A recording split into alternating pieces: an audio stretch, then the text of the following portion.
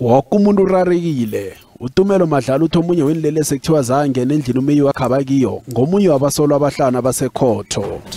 Kulaba phambi kwenkantolo ke uyakwazi ke noma yakhona ke ukuthi ke uchaze ukhombe noma identify ke kulaba abaphambi kwenkantolo manje.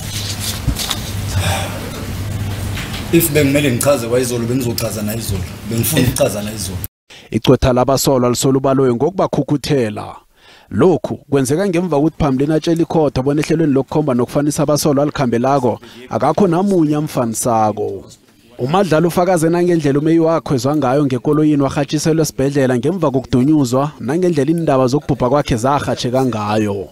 Abanye angibazi laba besefikile. I don't know that. Bazi laba abanye ababesefikile kodwa basiza nakuthi simfake emotweni. Ngisakhumula ukuthi ngwazi izandla mina ngemuva ngifaka izandla kanje ningasemhlanje wakhe ngifumba izandla kanje. uMadlala utshilo nokuthi kwaba nohitshana phakathi kokukhaba intombi kaMeyiwa uKhumalo kunye nonkosikazi yakhe uMandisa.